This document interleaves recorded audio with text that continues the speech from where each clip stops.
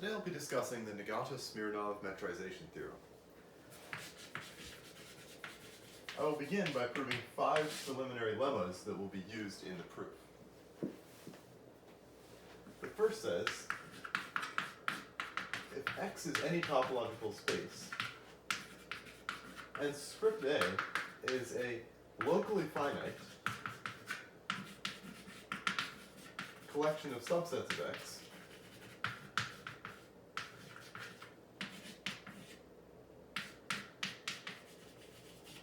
then the closure of the union of all sets A in script A is equal to the union of the closure of all of those sets.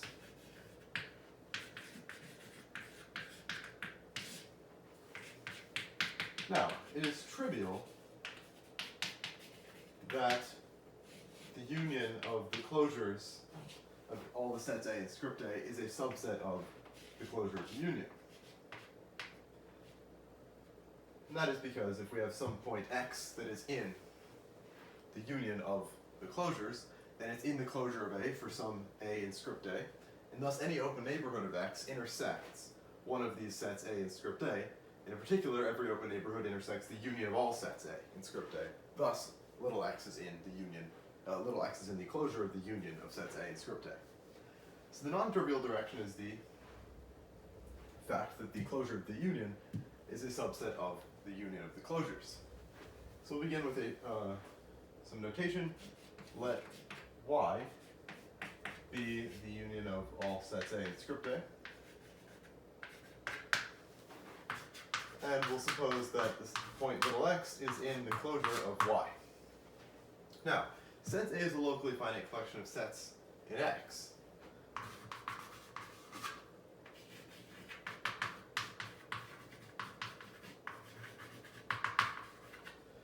there is an open neighborhood of X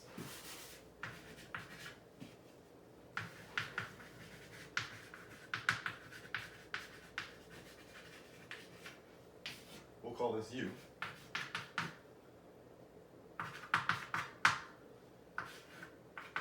such that U intersects only finitely many sets A in script A.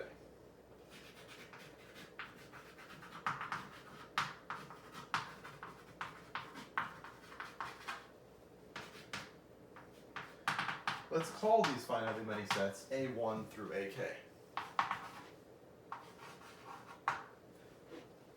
Now, suppose for the sake of contradiction that X is not in the closure of any of these sets A1 through AK.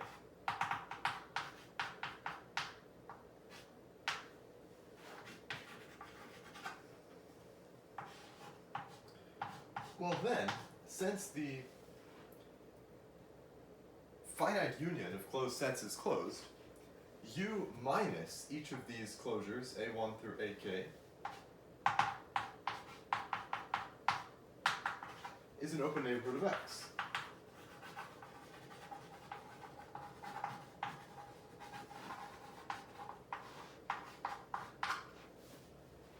And in particular, this open neighborhood does not intersect any set A in script A.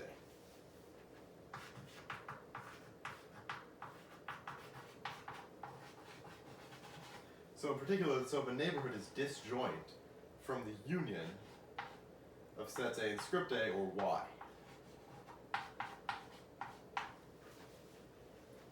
But this is impossible because we assumed that X is in the closure of Y.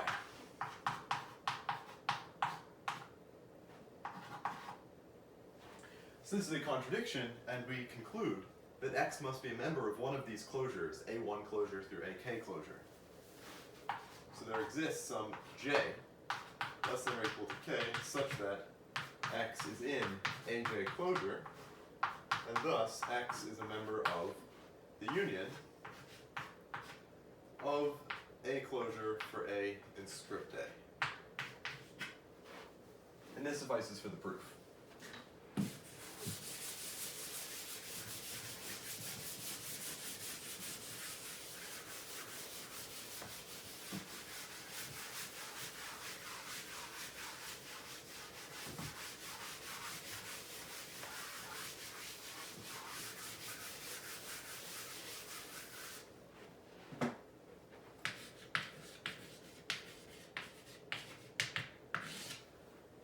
2 states that if X is regular,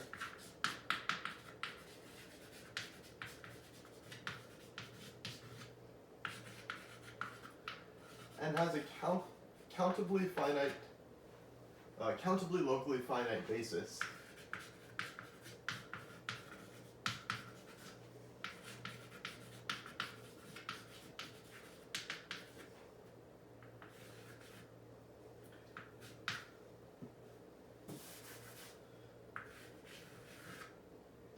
which will denote script B.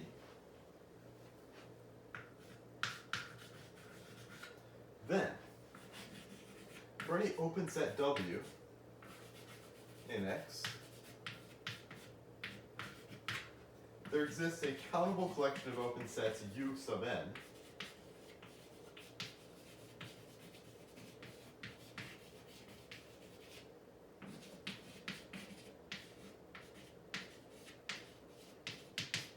such that the union of the U sub n's is equal to the union of the closures of the U sub n's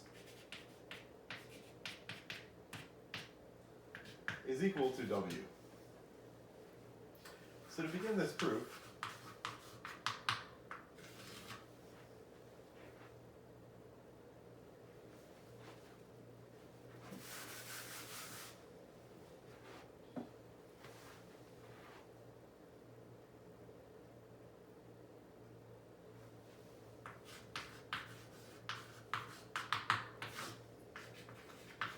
we'll first introduce some notation.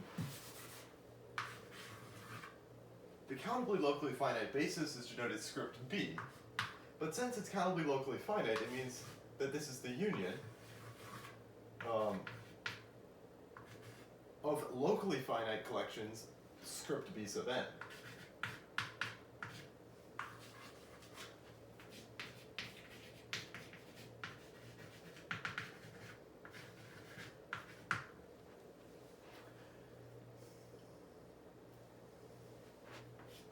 Now, for each n in the positive integers, define script C sub n as the collection of sets B in script B sub n such that B closure is a subset of W.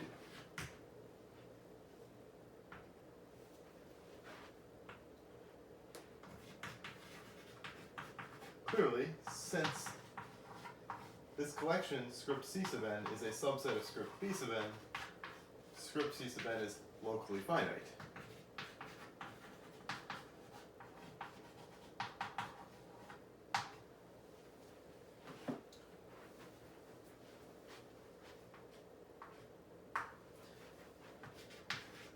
We will define U sub n as the union of all sets B in script C sub n. For each n positive integers, of course.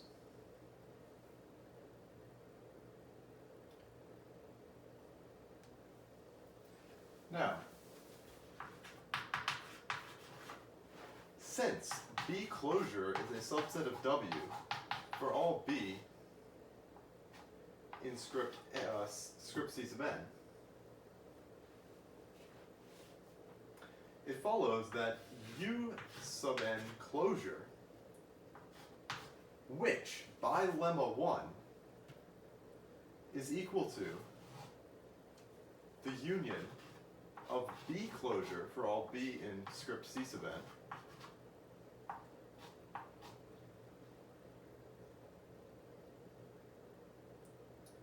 is itself a subset of W.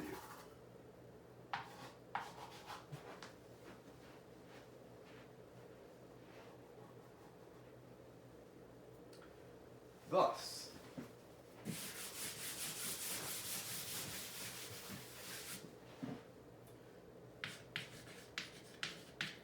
the union of sets UN is a subset of the union of the closures of the sets UN, which is a subset of W. What remains to be shown is that W is a subset of the union of the sets U sub n. To show this, let X be some point in W.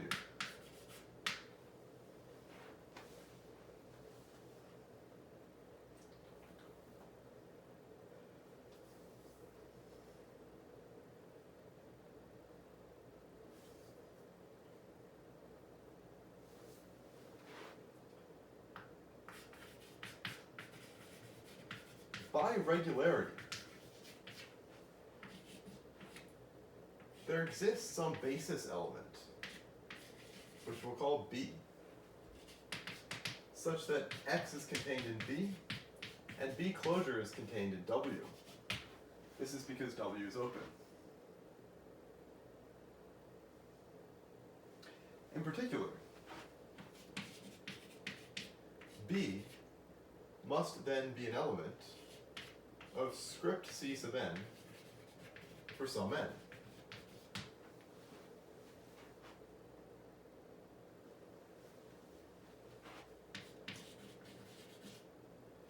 Then, since X is a member of B, X is a member of U sub n, which of course implies that X is a member of the union of the sets U sub n. We conclude that the union of the sets U sub n is equal to the union of their closures, which is equal to W.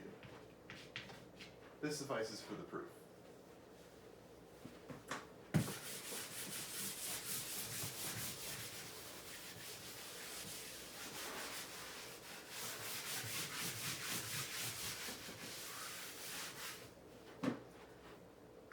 Lemma 3. This lemma states, if X is regular,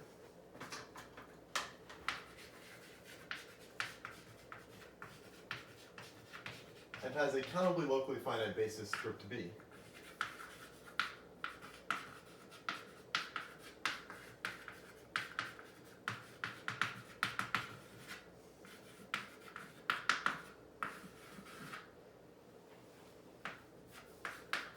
then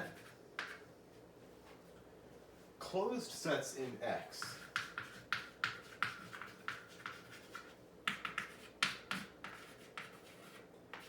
are G delta, meaning that the intersection of countably many open sets, and X is normal.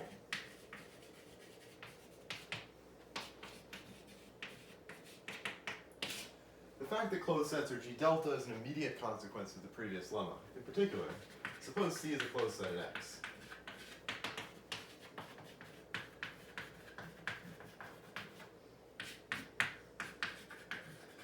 Well then, X minus C is open.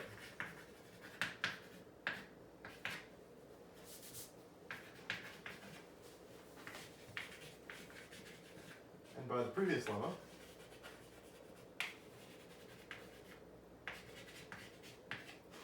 X minus C is equal to the union, as n ranges across the positive integers, of the closure of U sub n for a collection of open sets U sub n.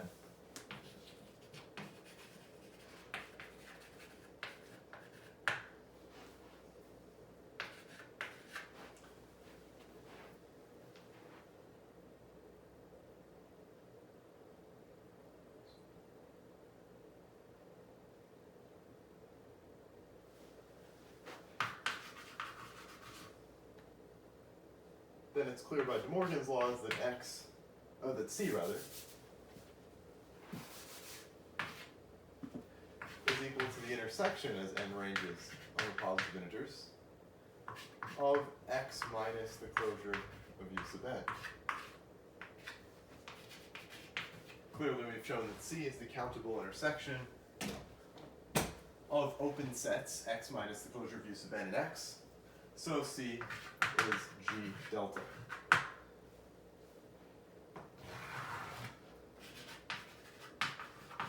Now we'll show normality. Let C and D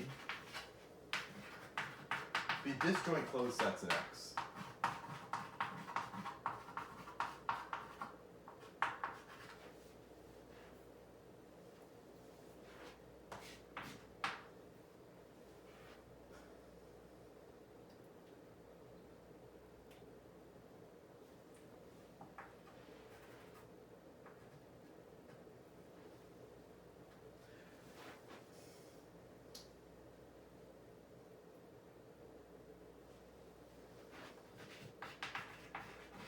Then, since X minus D, the complement of C, is open,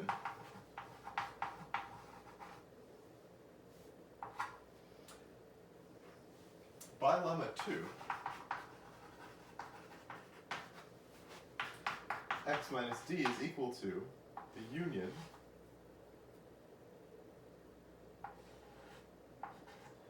of sets un, for n on the positive integers, and that's also equal to union of their closures.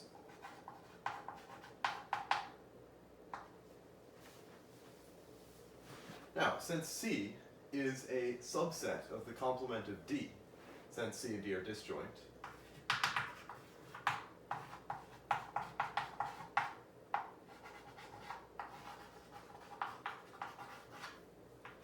the collection of open sets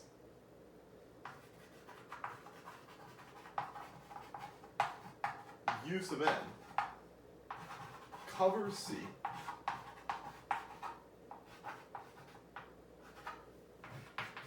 and the closure of any set U sub n is disjoint from D.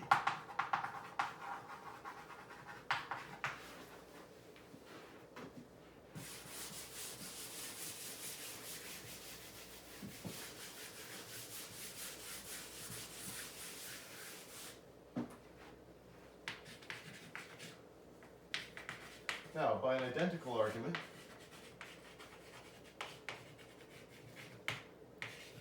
there exists a countable collection of open sets V sub n such that this collection covers D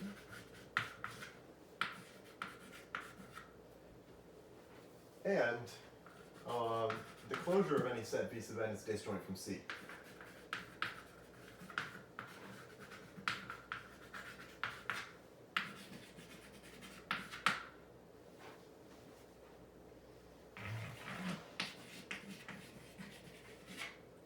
Now, define un prime as un minus the union as I ranges from 1 to n of the closure of V sub n. Similarly, define V sub n prime as V sub n minus the union as I ranges from 1 to n of the closure of U sub n for all positive integers n. Finally, let U be the union of all the sets U sub n prime, and let V be the union of all the sets V sub n prime.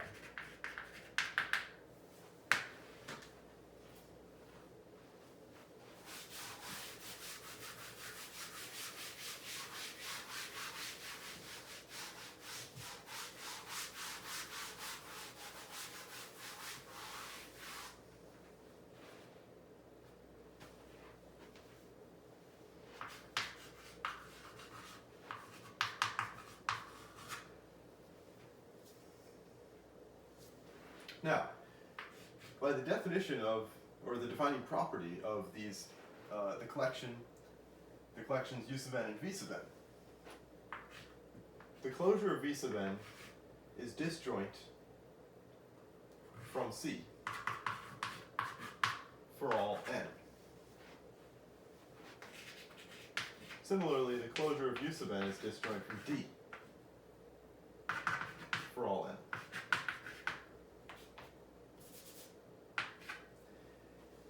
It follows then that U covers C, or it contains C rather, contains C.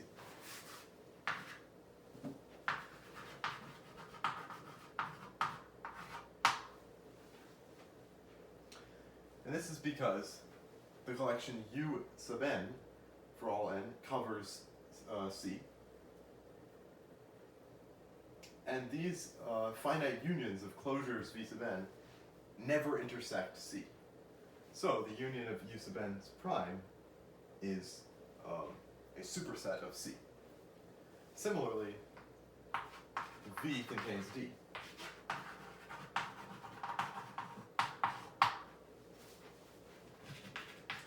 Now to show they're disjoint, suppose for the sake of contradiction that X is in U intersect V. Then X must be in the intersection U sub I intersect V sub j for some I and j. Use by prime and use of j, v sub j prime for some I and j in the positive integers.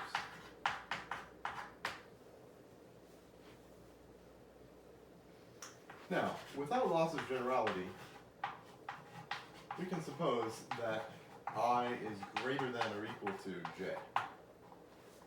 And that's simply because this whole problem is symmetric. U and v are in no way different. This is a totally symmetric setup, so we can suppose that I is greater than or equal to j for this argument. When I is greater than or equal to j, then since x is in u sub I prime, we know that x is not in v sub j closure, which implies that x is not in v sub j.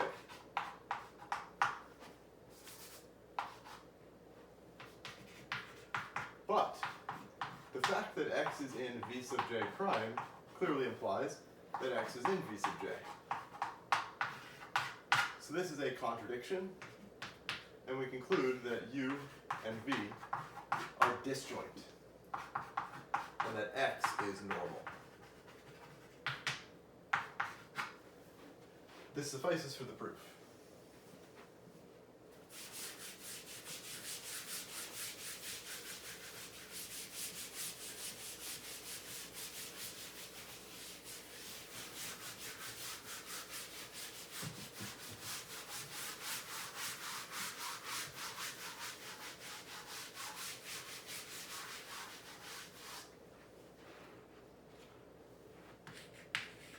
Lemma 4.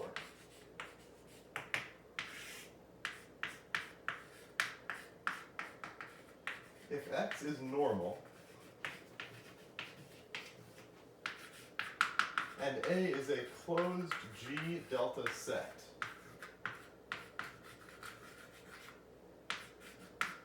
then there exists a continuous map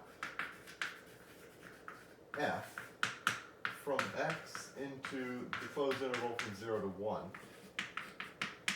such that F of A is the set consisting of 0, and F is positive outside of A.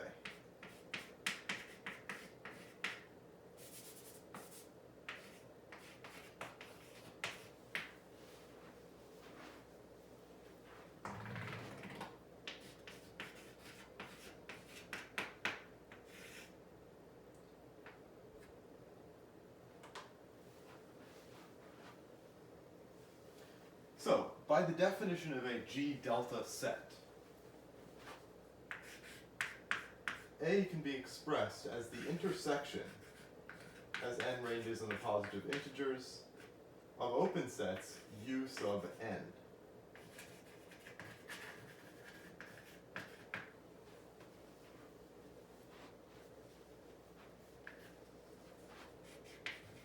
For each n in the positive integers, let C sub n be the complement of U sub n.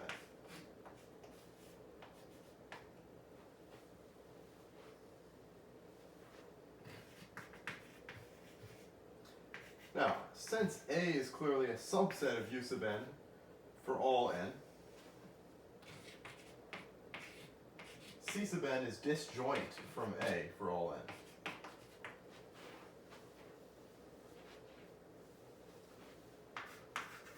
Thus, moreover, C sub n is of course closed. Thus, for each n in the positive integers, by Uddeson's lemma,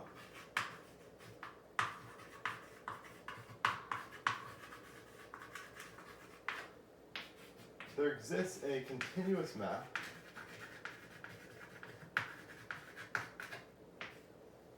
F sub n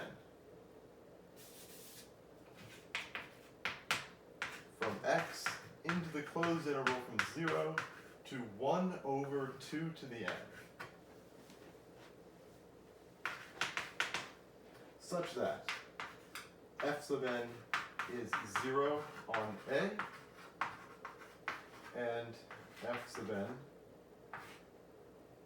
is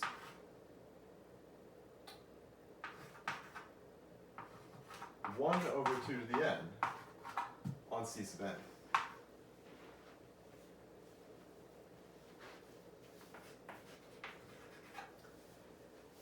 Well, then it clearly follows by the Weierstrass M test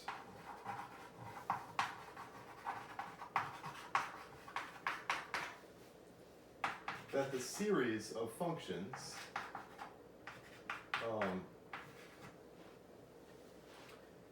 that we get when we sum up all these f sub n's converges uniformly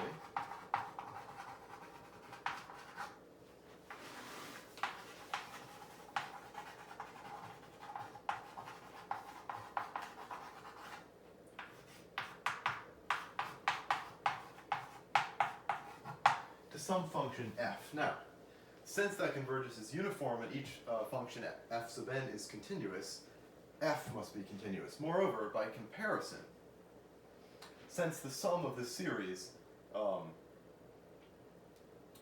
plus 1/4 plus 1/8, etc., is 1, by comparison, f has an absolute value less than or equal to 1.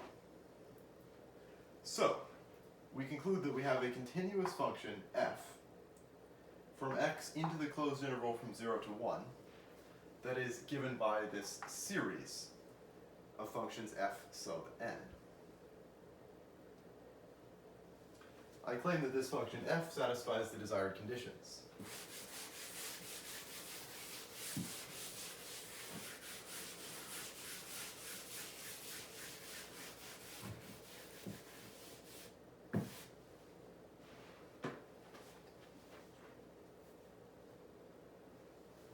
Clearly, since every function f sub n is 0 on A,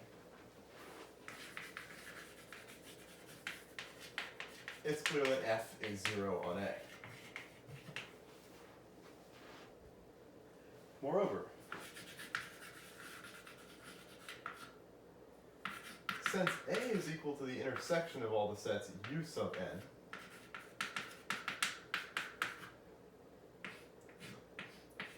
the complement of A is equal to the union of all the sets C sub n.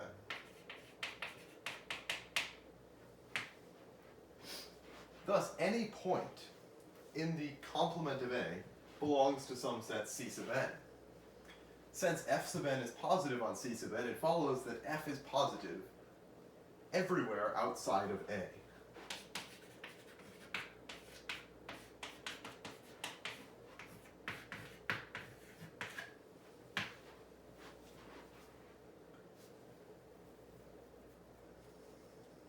So we've shown that we have a continuous function from x into the closed interval from 0 to 1 that is 0 on A and positive elsewhere. This suffices for the proof.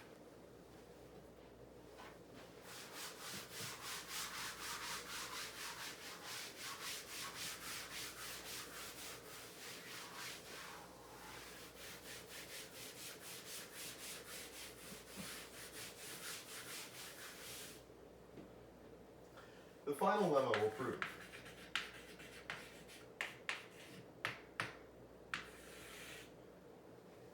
is about metrizable spaces.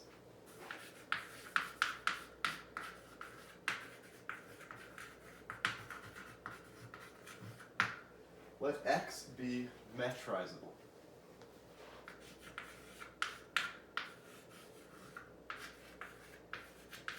Let alpha be an open covering of X.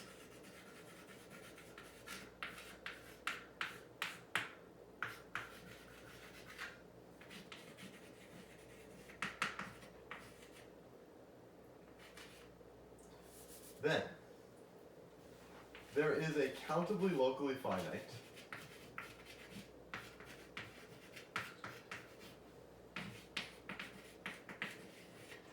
open covering script v of X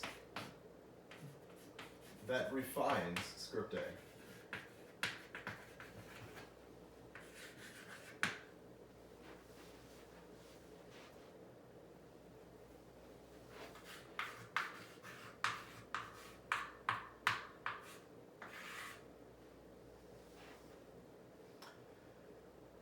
Okay, we'll begin the proof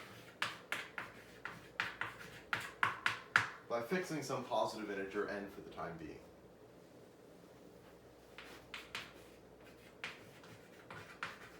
For each open set U in the open covering script A, let S sub n of U be the set of x in U such that the open ball of radius 1 over n centered at x is contained in U.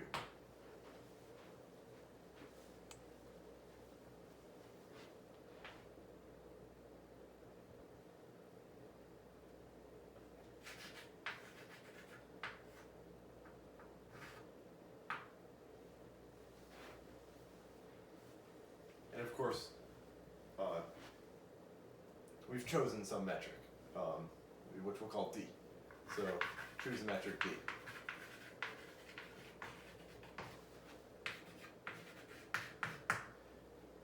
Now, we are going to choose a well ordering on script A. So this is the well ordering theorem that we're invoking here, which of course depends on the axiom of choice.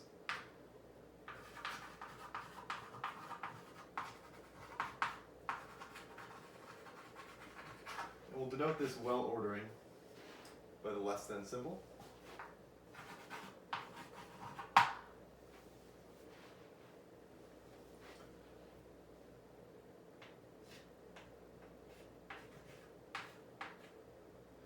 And now, we will let T sub n of U be S sub n of U minus the union of all sets V in script A that are strictly less than U.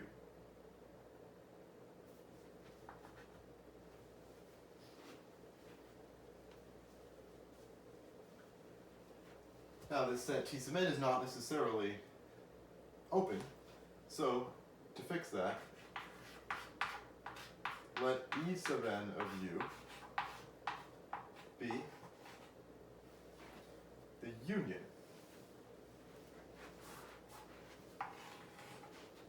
for all sets x in T sub n of U of the open ball of radius 1 over 3n centered at x. So we think of this as the 1 over 3n neighborhood of Tn of U.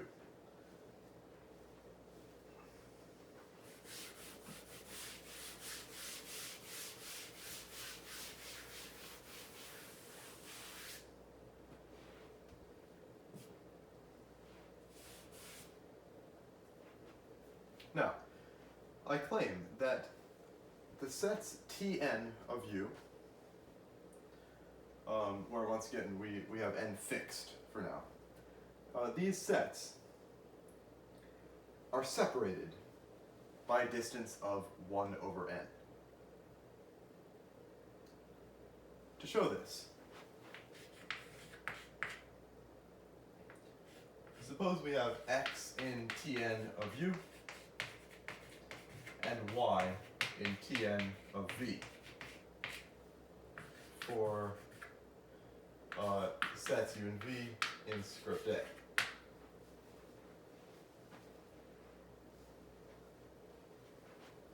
Without loss of generality, suppose that U is less than V.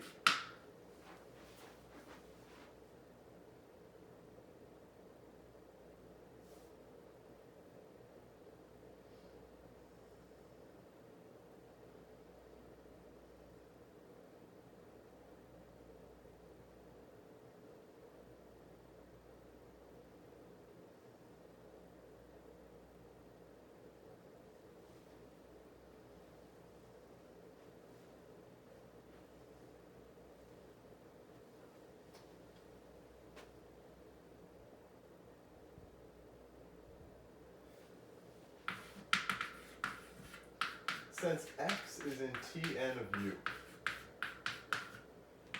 x is clearly in Sn of u. And thus, the ball of radius 1 over n centered at x is a subset of u.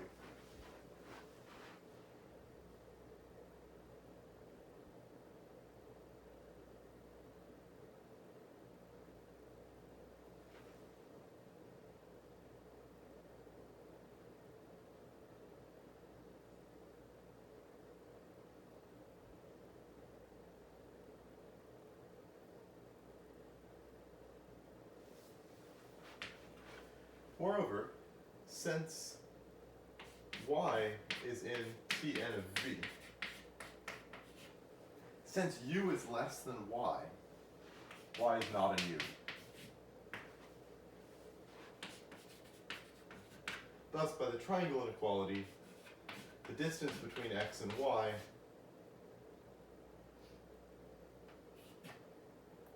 is at least 1 over n.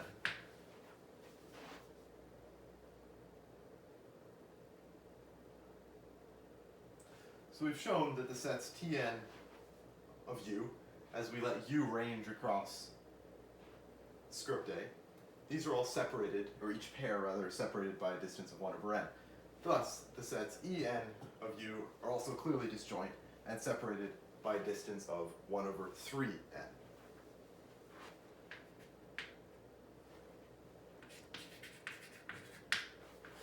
So formally we can say that En of u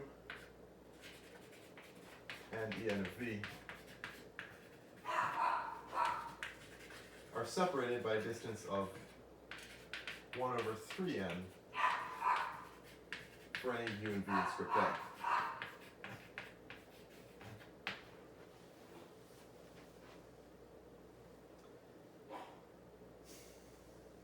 Now,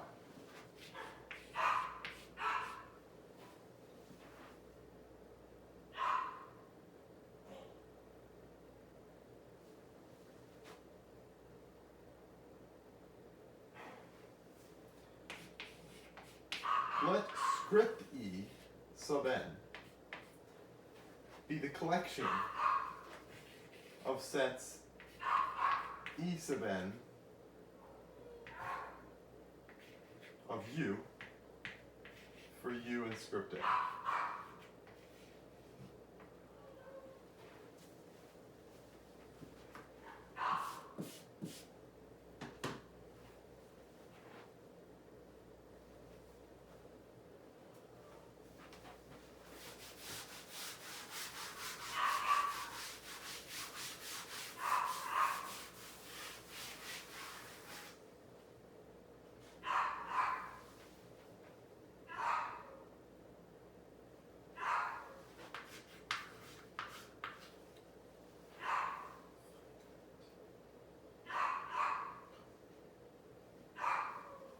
So now we'll let script E be the union of all the sets script E sub n.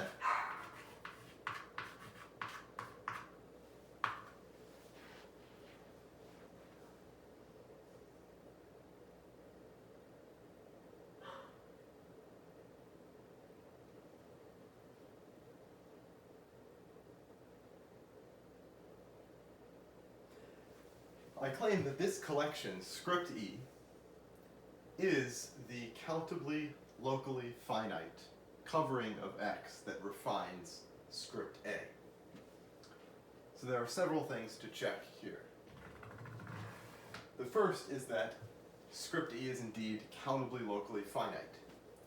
It will suffice to show that each set script E sub n is countably locally finite.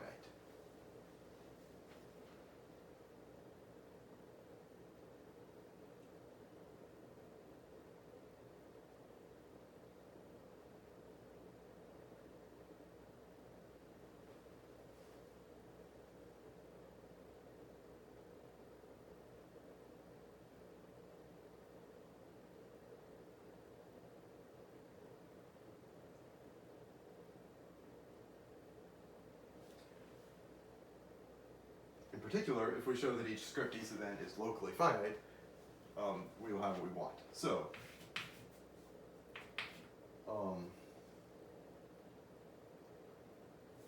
consider x in the space X.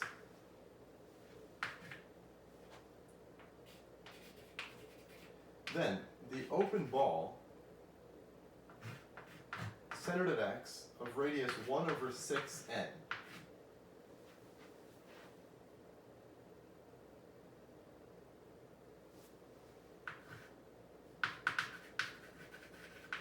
intersects at most one element of script E sub n, because each pair of elements of script E sub n are separated by a distance of 1/3n. Thus, script E sub n is locally finite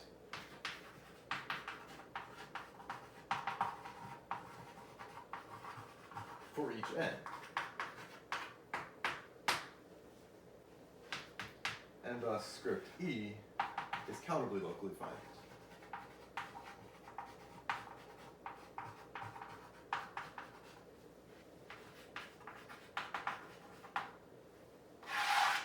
Okay, the next thing to check is that this collection script E covers X.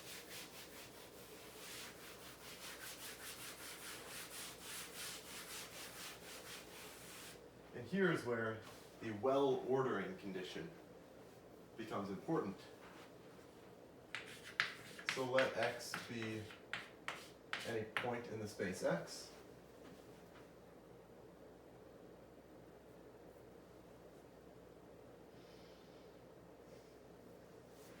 Then since script A covers X, there is some set A in script A such that X is contained in A. But then since A is open,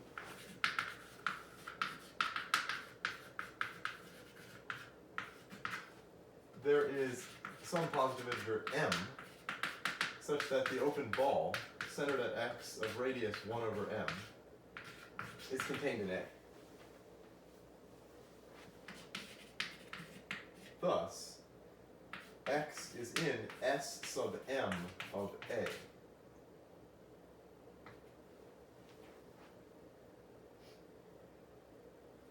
But we cannot necessarily conclude that X is in T sub m of A. Because A might not be the least member of script A that contains X. So we need to add this condition, and we can do this by the well-ordering property. So choose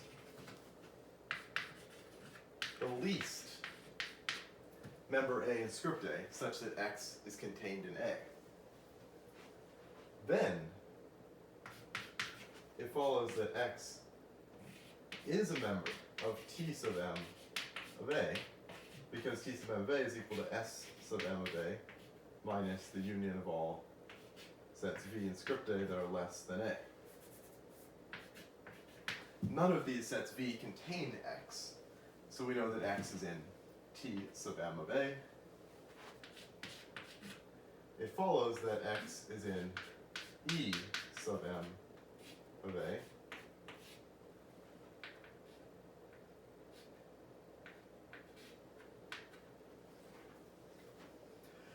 Because E sub m of A contains T sub m of A. Thus, since E sub m of A is a member of script E, we conclude that script E covers X.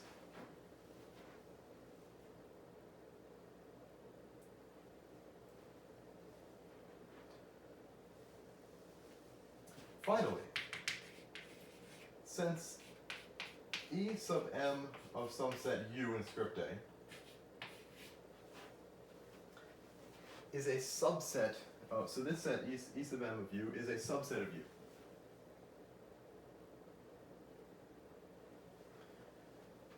Because all points in S sub n of U have a ball of radius 1/n that is contained in U.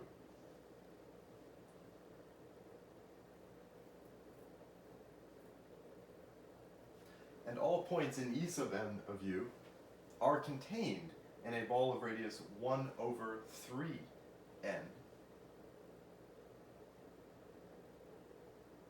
centered at a point in S sub n of u. Thus, by the triangle inequality, all points in E sub n of u are in u.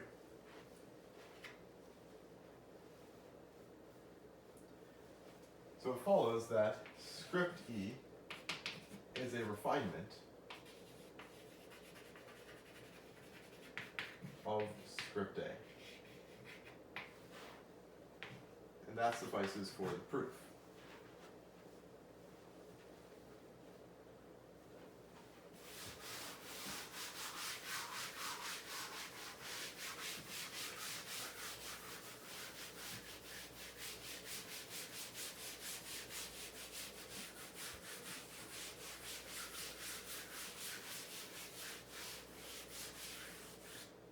Now finally we're in a position to prove the Nagata-Smirnov metrization theorem.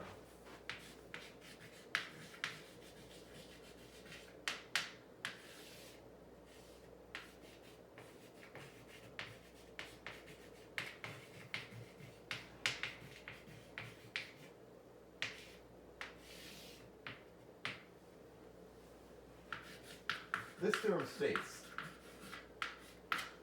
that a space X is metrizable if and only if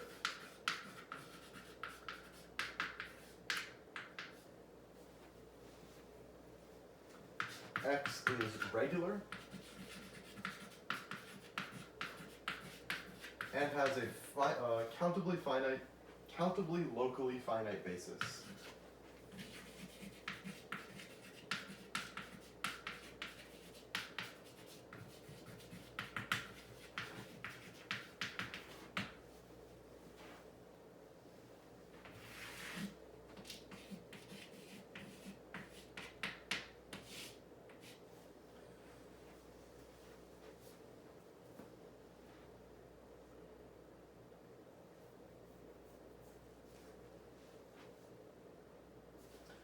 We'll begin by introducing some notation.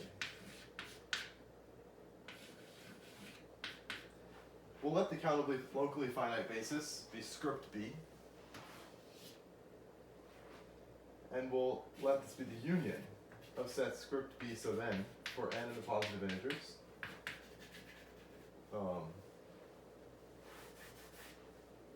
Where these sets script B sub n are locally finite.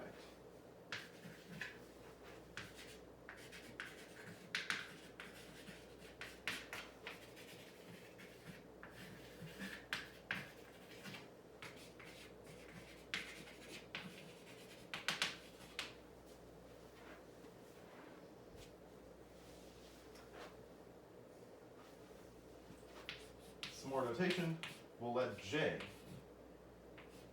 be the set of ordered pairs n, b in the positive integers cross script B such that B is in script B sub n.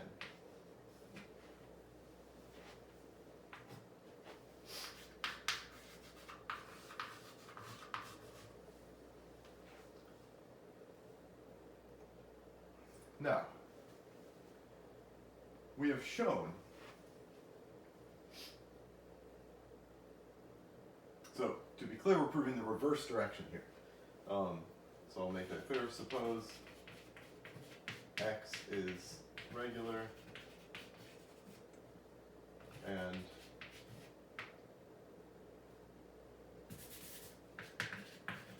it has this countably locally finite basis. So, by our previous results, we know that X is normal and that all closed sets in X are G delta.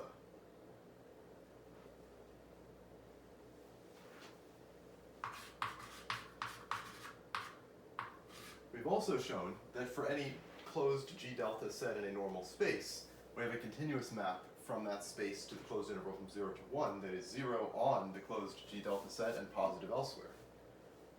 Thus, for each ordered pair n, b, and j,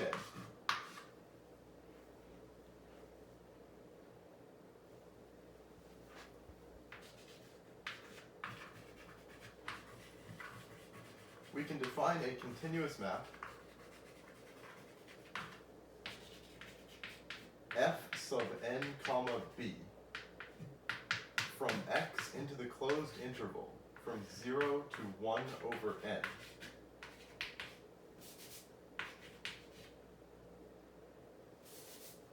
such that f sub n comma b is 0 outside of the set B, because the complement of B is open, the complement of B is closed and thus G delta. So f sub n comma B is 0 outside of B.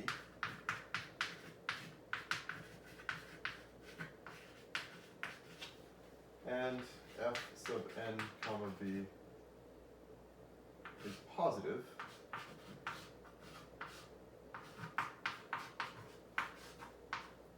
inside of the set B.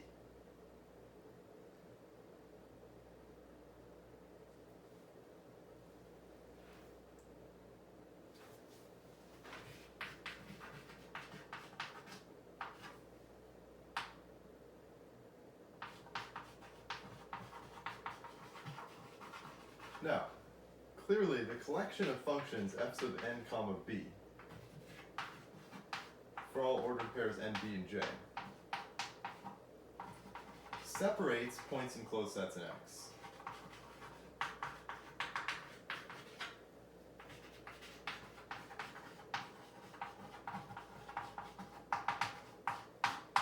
And that's because if we have a point in a closed set that are disjoint, there's clearly a basis element that contains the point and is disjoint from the closed set.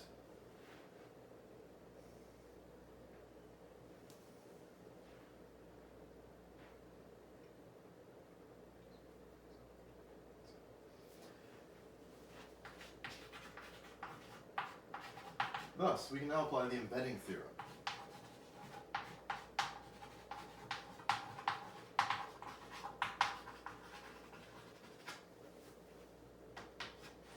By the embedding theorem, the map big F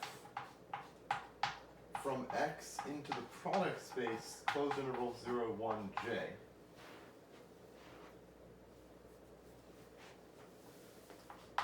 is an embedding.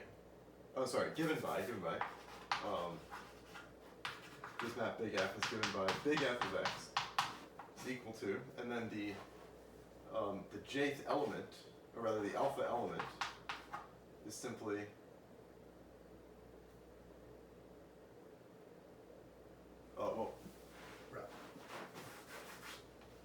the NB element is given by Fn comma B of X, like so. By the embedding theorem, this is an embedding.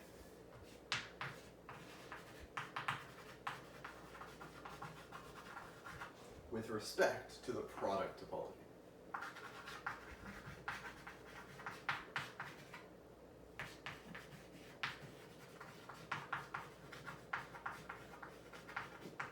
Now the goal of this proof will be to embed X in this product space, but with respect to the uniform topology, because that is a metrizable space. So we still have some things to show.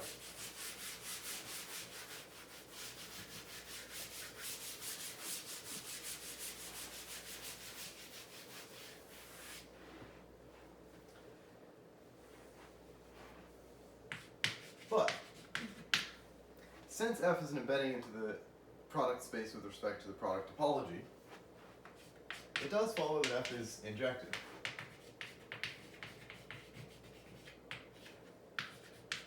And since the uniform topology is finer than the product topology,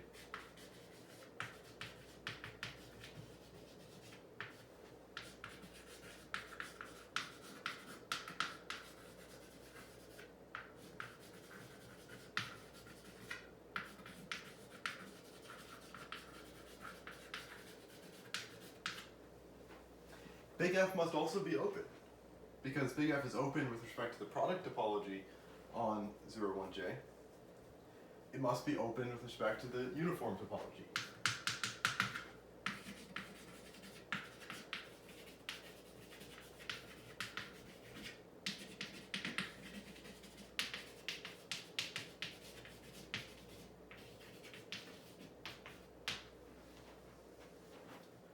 What remains to be shown is that big F is continuous with respect to the uniform topology on 0, 1j.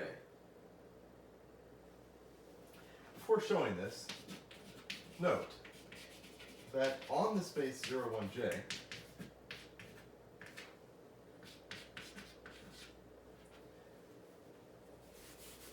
the uniform metric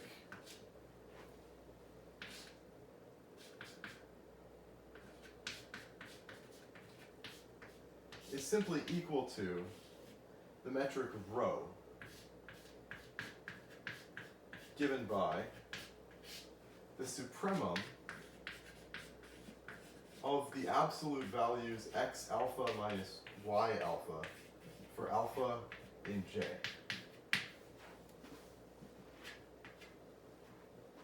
And that's because these absolute differences can never exceed 1 anyway.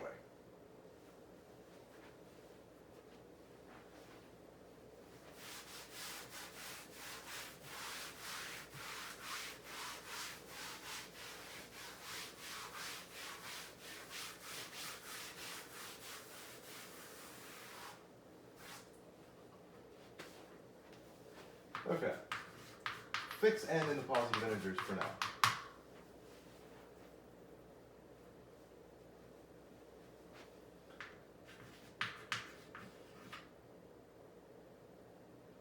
Well, actually, first of all, we want to show continuity at any point. So let x be in the space x, and epsilon be greater than 0. Okay, now we're going to begin to prove continuity. So let n be fixed in the positive integers for now. Since script b sub n is locally finite,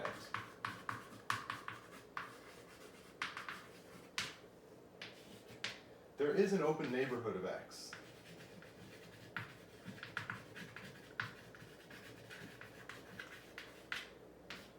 Which we'll call u sub n,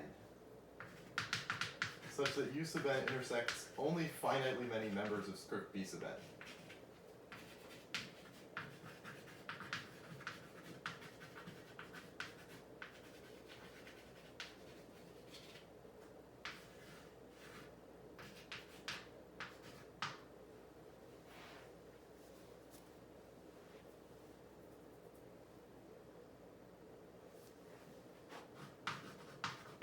Thus, all but finitely many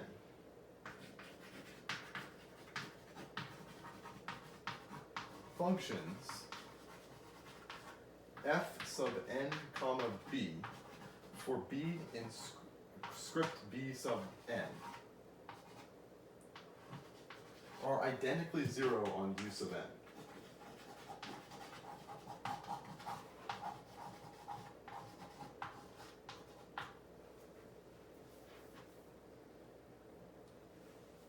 So since we only have finitely many that are not identically 0, by the continuity of all these functions, f sub n b,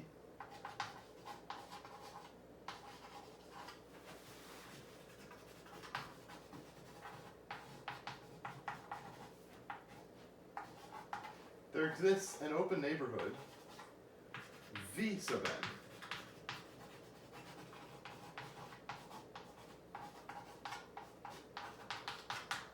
such that of x, such that v sub n is contained in u sub n, and all the functions f sub nb for b in script b sub n do not vary by more than epsilon over 2 on v sub n. Formally, we can write this as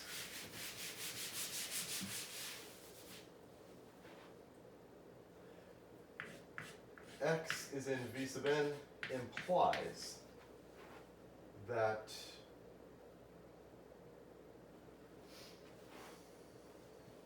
the absolute value of f sub n comma b of x minus f of n comma b of x naught.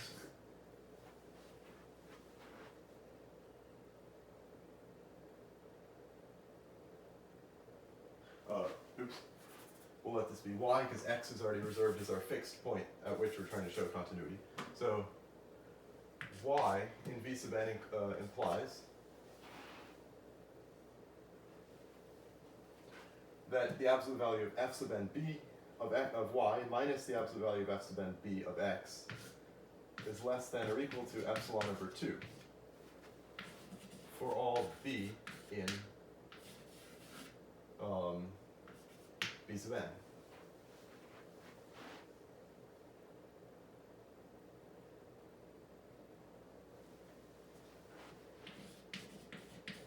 Now, choose big N so that 1 over big N is less than epsilon over 2.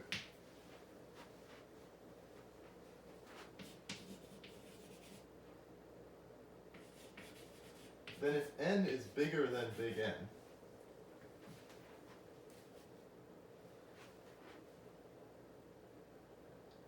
clearly the absolute value of fnb of y minus fnb of x is less than or equal to 1 over n for all y in x. And this is because the absolute value of f sub nb for any b in script b sub n is bounded above by 1 over n, and these functions are all positive. Now 1 over n is strictly less than 1 over big N, which is less than epsilon over 2. This is for all b in script b sub n and all y in space x.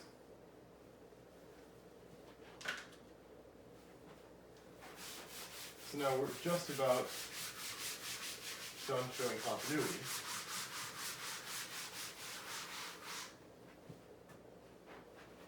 Because we can let V be the intersection of vi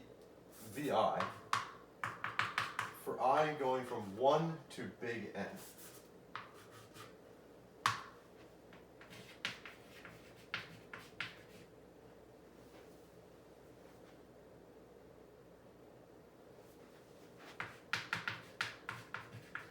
So then clearly if we have some ordered pair NB in J, then B is a member of script B sub N.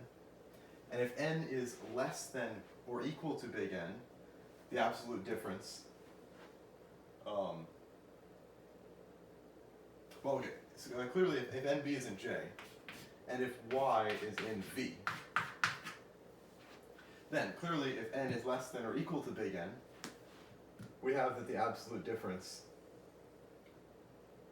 of fnb of y and fnb of x is less than or equal to epsilon over 2, and the same is true if n is greater than n is greater than big N.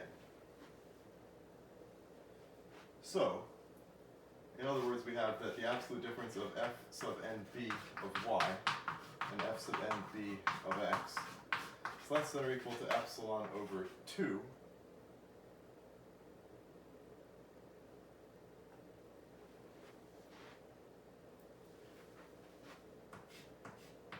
And thus, we know that if y is in V,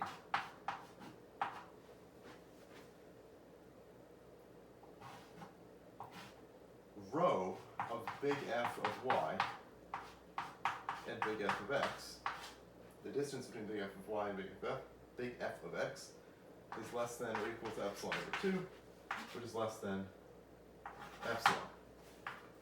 We have thus shown that big F is continuous, which shows that big F is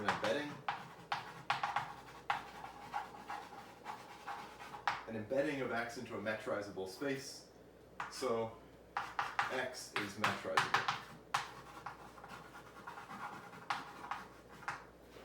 very last thing to show is the converse.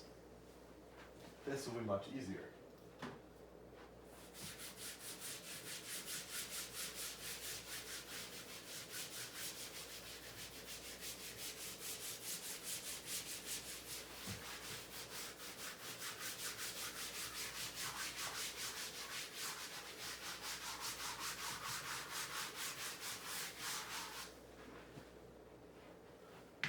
So, to show the converse, suppose X is a metrizable space.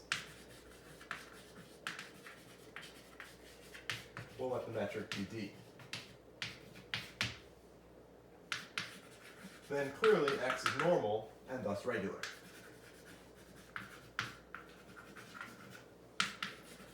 So what remains to be shown is that X has a countably, locally finite basis. For each n in the positive integers,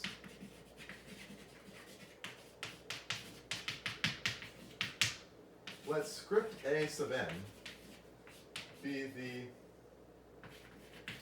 collection of all open balls of radius 1 over n.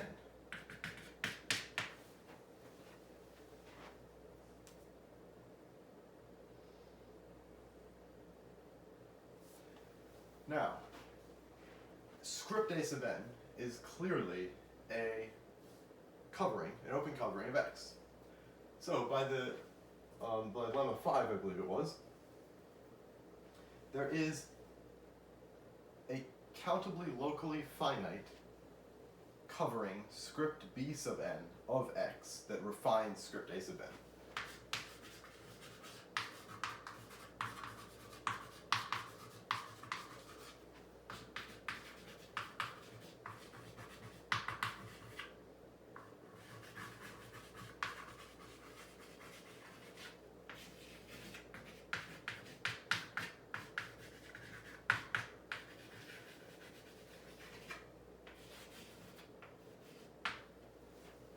In particular, since script B sub n refines script A sub n,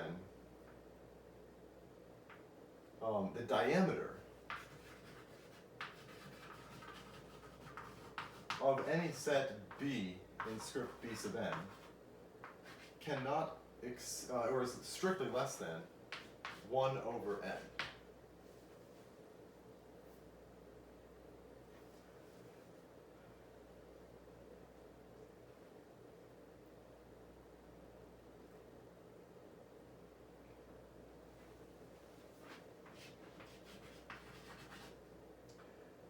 Then, if we define script B as the union, as n ranges in the positive integers, of script B sub n,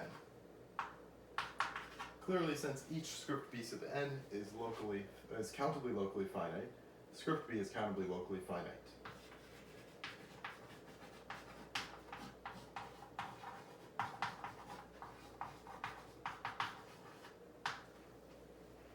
I claim that script B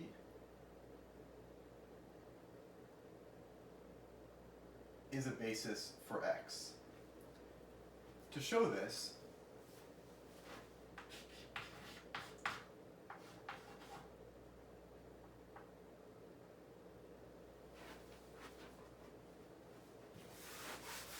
consider any open neighborhood U of a point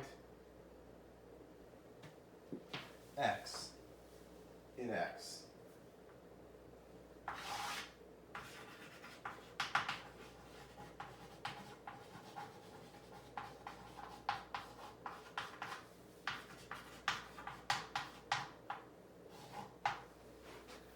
If we can find some element of script B that contains X and is contained in U,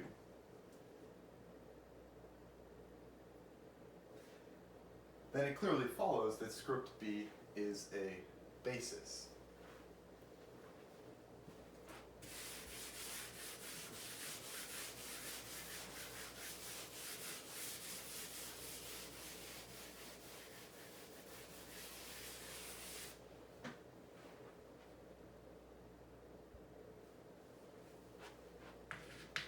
since U is open,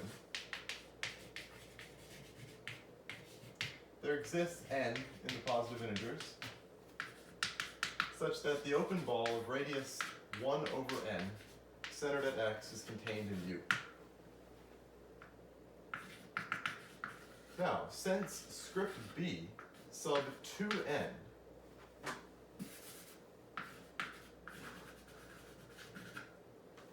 covers x, there exists b in script n sub 2n, script b sub 2n, such that b contains x.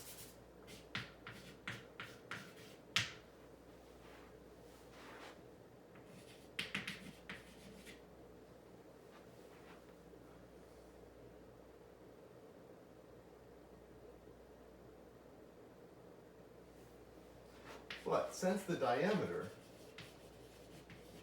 of b is less than 1 over n, it follows that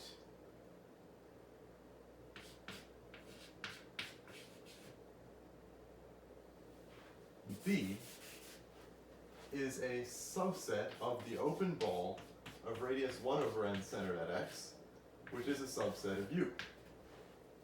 So we have found a basis element that contains x and is contained in U. Thus, well, we found an element of script b, thus it is a basis. So thus script b is a countably, locally finite basis for x. We've shown, thus, that this metrizable space X is both regular and has a countably locally finite basis, and this suffices for the proof.